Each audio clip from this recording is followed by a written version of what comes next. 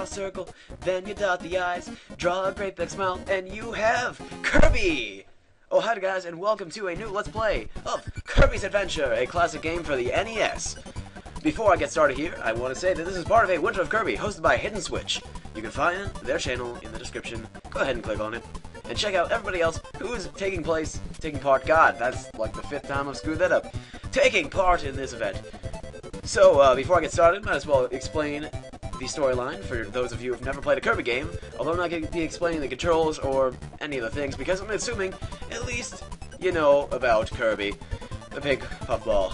Anyways, the storyline for this game is that Kirby lives in a place called Dreamland, and this Dreamland has had its dreams disrupted, and Kirby has to find the Star Rod, which goes into the Fountain of Dreams, which regulates dreams. I'm not sure if that was like the greatest explanation ever or something, but it probably wasn't. Anyways, the way this LP is going to work, I'm going to do one level at a time, and then the final boss will be a separate video, and if I miss any buttons, because there are buttons and secrets and whatnot in this awesome game, I'll go back and do that in one extra video, possibly before the final boss. Maybe I'll include it in that video, I don't know. But man, I love this game. This is one of the easier Kirby games in my opinion, although others might disagree with me. This is the second Kirby game, right after Kirby's Dream Land, which was for the Game Boy, and honestly, I don't care for that one. It's not that great compared to the other Kirby games. I do like this one. Of course, like the port of it better, the Nightmare in Dreamland, which I had for the Game Boy, and I've already done that LP, so don't check it out. It was horrible. I was going through puberty. Well, towards the beginning of puberty, whatever, and my voice was super high, so don't check out that LP. It was shameful mockery. Anyways, I'm amazing at Kirby, and despite the fact that I said that this game is super easy, I have ran into like 4 enemies now. But whatever, I'll fix that. I'll improve my skills eventually. I do love this game though. It's probably my favorite NES game ever. Mainly because it has an awesome hub world, and it's humongous for an NES game. It's pretty damn amazing. I do like the mini games like this, where you can go and grind for 1-ups, but we're not going to be using a lot of 1-ups, because this game is awfully easy, and I'm going to go for the big obese Kirby there in the corner, because he gives you 2 1-ups. I don't think I'm going to get it. Yeah. No, there's no way. No way. Oh my god, it works! Yeah! Obesity Kirby! See, kids? You actually get 2 lives if you're obese. The media's been lying to you. No, but seriously. Anyways, man, I just love this game. I love the music in this game. I love the copy ability. The only problem with this game is that it's not very colorful, and you may have noticed that already. Even for an NES game, I don't find this too visually appealing. I mean, it does look pretty beautiful for an NES game. The sprites are very well done, as well as the backgrounds, moving and all that. Very nicely done game. Especially for the NES era, but compared to modern day games, it's a bit of an eyesore, to say the least.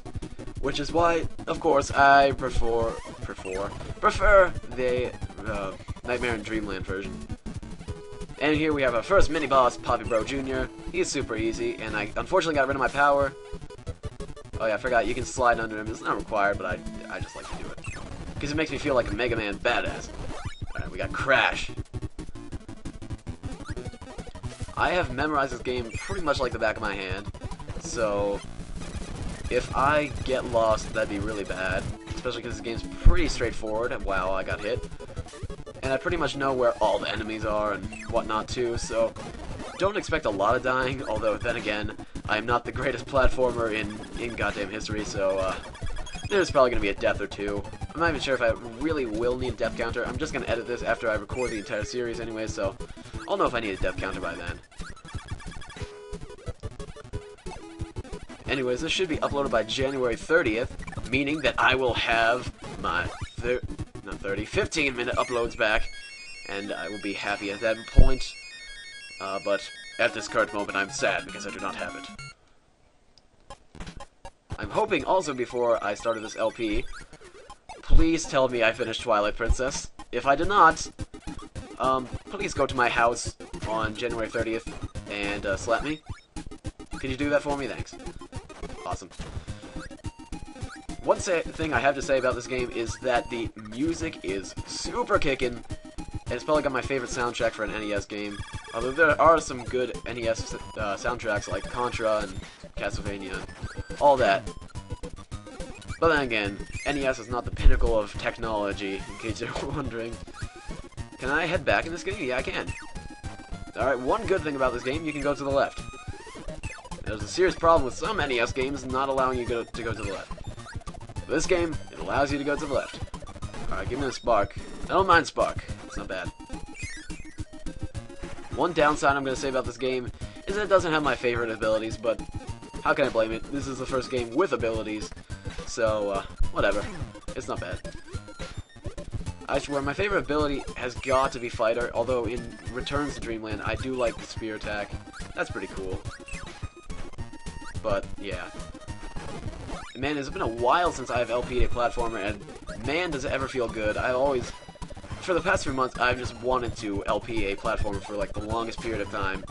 And thank God I can use a Winter of Kirby as an excuse to do that, rather than just look like a fool stacking on tons of LPs.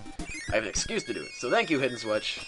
Thank you for giving me an excuse to do this. And hell yeah, we got a 1-up. Do that happy dance, Kirby. 1-up.